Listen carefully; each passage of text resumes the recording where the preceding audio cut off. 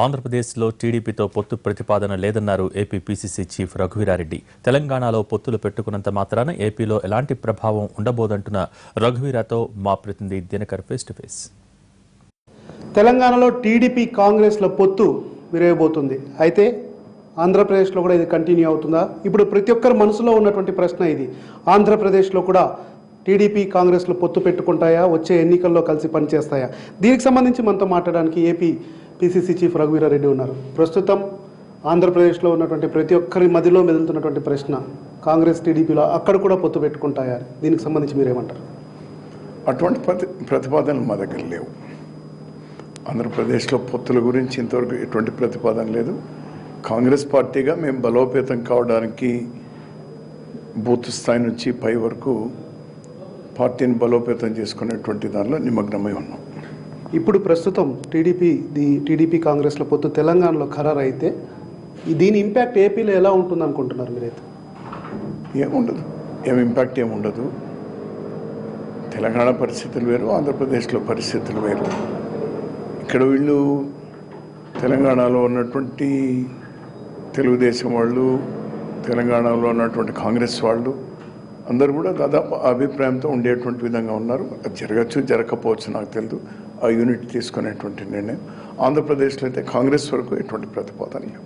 Sir, అంటే మీ పార్టీలో నిర్ణయాలు దాదాపు హైకమాండ్కి సంబంధించినటువంటి నిర్ణయాలుగా మనం భావిస్తూ ఉంటాం. కొన్ని నిర్ణయాలు అక్కడి నుంచి కూడా వచ్చే అవకాశం రానున్న రోజుల్లో ఆంధ్రప్రదేశ్లో కూడా టీడీపీతో కలిసి పొత్తుకు వెళ్ళండి అని హైకమాండ్ ఆదేశిస్తే సీనియర్ లీడర్లు బోల్డ్ మంది ఉన్నారు, క్యాడర్ కూడా ఉంది. ఎన్నికలైన తర్వాత ఇప్పుడిప్పుడే బిల్డప్ చేసుకుంటున్నటువంటి పార్టీ మరి ఎలా ఉండబోతుంది? అటువంటి ఆలోచన, అటువంటి ప్రతిపాదన లేనప్పుడు దాని గురించి ఊహాజనితమైనటువంటి మాట్లాడలేము. మోర్ దాన్ దట్, ఎవరితో పొత్తు ఉండాలి వచ్చే పార్లమెంట్ ఎన్నికల్లో, ఇదేదో ఒక అసెంబ్లీకి సంబంధించినటువంటిది. బహుశా ఇక్కడ లోకల్ యూనిట్ని బట్టి వాళ్ళు డెసిషన్ తీసుకోవచ్చు. ఇక్కడ లోకల్ టీడీపీని బట్టి వాళ్ళు డెసిషన్ తీసుకోవచ్చు, లోకల్ కాంగ్రెస్ని బట్టి మా పార్టీ కూడా డెసిషన్ తీసుకోవచ్చు. 2019లో పార్లమెంట్ ఎలక్షన్స్ కాబట్టి ఇప్పటికే రాహుల్ గాంధీ గారికి సిడబ్ల్యూసి ఏకగ్రీవంగా అతనికి ఒక తీర్మానం చేసి పూర్తి నిర్ణయాధికారం అతనికి కట్టబెట్టడం జరిగింది. అతని నిర్ణయాలే, ఇది జాతీయ పార్టీ కాబట్టి అతని నిర్ణయాలే ఫైనల్గా ఉంటాయి. మీరు అన్నారు రాహుల్ గాంధీకే పూర్తి స్థాయి అధికారాలు కట్టబెట్టామని. కానీ మొన్న తెలంగాణ టూర్కి వచ్చినప్పుడు స్థానికంగా ఏ రాష్ట్రానికి సంబంధించిన పొత్తు లేదని నిర్ణయించుకోవాలంటే స్థానికంగా ఉన్నటువంటి పీసీసీ వారికి, పీసీసీ లీడర్లకే మేము బాధ్యతలు అప్పచెప్పామని చెప్పారు. ఒకవేళ మన రాష్ట్రంలో కూడా, ఏపీలో కూడా ఈ అవకాశం మీలాంటి వాళ్ళకు వస్తే, సీనియర్లుగా మీరు గత 4.5 ఏళ్ల నుంచి టీడీపీ ప్రభుత్వానికి వ్యతిరేకంగా పోరాడుతున్నారు, అనేక విషయాలపైన కూడా రియాక్ట్ అవుతున్నారు. మరి అప్పుడు ఎలా ఉండబోతుంది సార్? చాలామంది ఎదురు చూస్తున్నటువంటి సందర్భం ఇది. అదే ఇందాక నేను మీకు చెప్పినాను కదా, అసెంబ్లీ ఎన్నికలు ఒకటే వస్తే డిఫరెంట్. అది ఇప్పుడు తెలంగాణలో.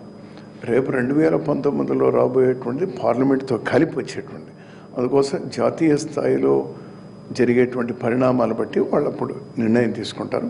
ప్రస్తుతానికైతే ఆంధ్రప్రదేశ్ కాంగ్రెస్ పార్టీ యూనిట్కి సంబంధించి మేము బలోపేతం అయ్యే ప్రయత్నంలోనే మేమున్నాం. కాబట్టి బీజేపీకి వ్యతిరేకంగా, మోడీకి వ్యతిరేకంగా అటు దేశ స్థాయిలో రాహుల్ గాంధీ ఫైట్ చేస్తున్నారు. ఇక్కడ రాష్ట్రంలో కూడా మీరు అనేకమైనటువంటి కార్యక్రమాలను పెడుతున్నారు. ఇండియా నుంచి చంద్రబాబు నాయుడు కూడా బయటకు వచ్చిన సందర్భంలో ఈ యాంటీ మోడీ టీం అంతా కూడా మన కర్ణాటక ఎలక్షన్స్లో మీరు కూడా ఉన్నారు, నేను కూడా ఉన్నారు, మనం చూసాం. అలాగా రేపు పొద్దున్నే దీనికి సంబంధించి కూడా మన ఢిల్లీ ఇక్కడ ఫలితాలు వచ్చిన దాన్ని బట్టి కూడా ఒకవేళ పాజిటివ్ రిజల్ట్ వస్తే మనకు అక్కడ ఒకవేళ తప్పదు అంటే సార్?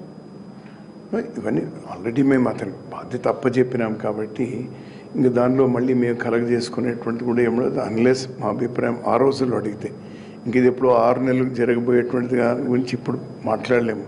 రాజకీయాల్లో రోజుకు గంటకు ఎన్నో మారుతూ ఉంటాయి. యాజ్ ఆఫ్ నౌ మా దగ్గర ప్రతిపాదన లేదు, మా దగ్గర చర్చ ఎవరు, మేము టీడీపీతో మాట్లాడడం కానీ, టీడీపీ మాతో మాట్లాడడం కానీ, లేకపోతే మేము మా హైకమాండ్తో మాట్లాడడం కానీ ఏమీ జరగలేదు. ఇవన్నీ ఊరికే గాల్లో జరుగుతూ ఉన్నాయి. ఇప్పుడు పొత్తు కుదిరితే రేపు మన ఫైట్ ఏపీలో కంటిన్యూ ఉంటుందా టీడీపీ ప్రభుత్వం పైన? ఇది దీని సంబంధం లేదు. It's not bearing. There is no rule. ఇక్కడ పొత్తుంటే అక్కడ కూడా పొత్తు ఉండాలి అనేటువంటి రూల్ ఏమీ లేదు. ఫర్ ఎగ్జాంపుల్ సిపిఎం ఉంది, వెస్ట్ బెంగాల్లో పొత్తు పెట్టుకున్నారు కాంగ్రెస్తో, కేరళలో పొత్తు లేదు, నడుస్తుంది. సో ఆయా రాష్ట్రానికి సంబంధించినటువంటి assembly elections different, parliament elections are different.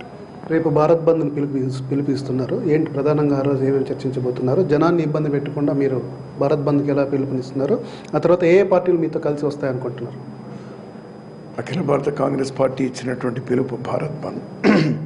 Petrol, diesel, gas ధరలు విపరీతంగా పెంచేస్తున్నారు.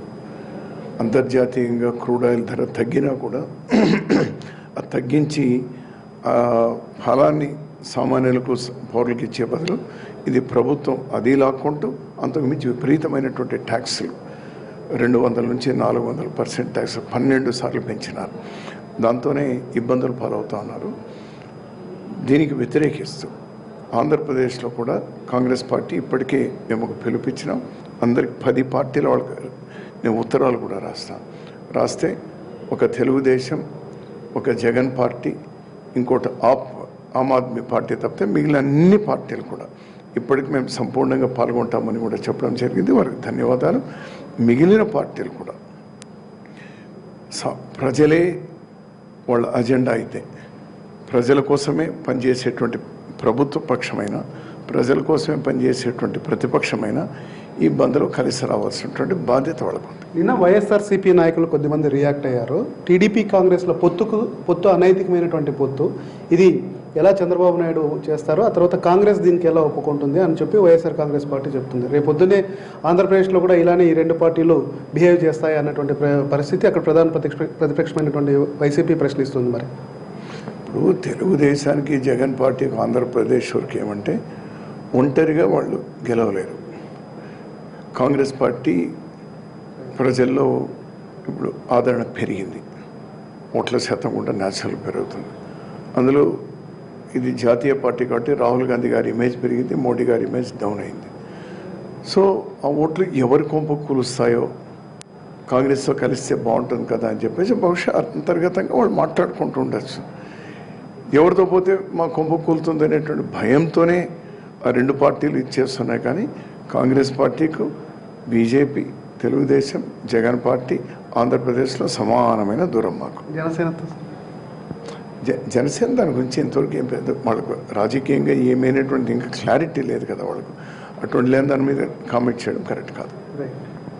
తెలంగాణలో పొత్తు పెట్టుకున్నంత మాత్రాన ఆంధ్రప్రదేశ్లో పొత్తు కంటిన్యూ చేయాలని ఏమీ లేదు. అయితే రానున్న రోజుల్లో ఏం జరిగినా కానీ, హైకమాండ్ ఎలాంటి నిర్ణయం తీసుకున్నా కానీ ఒక పార్టీ సుశిక్షితమైనటువంటి కార్యకర్తలుగా వాటిపైన డిపెండ్ కావాల్సినటువంటి పరిస్థితి ఉంటుంది. అయితే వచ్చే 6 నెలలకు సంబంధించి ఏ నిర్ణయం అయినా కానీ అందరికీ తెలిసే జరుగుతుందని చెప్పి కూడా ఏపీ పిసిసి చీఫ్ రఘువీరారెడ్డి అంటున్నారు. Cameraman నర్సింగ్తో Dinakar, NTV, Hyderabad.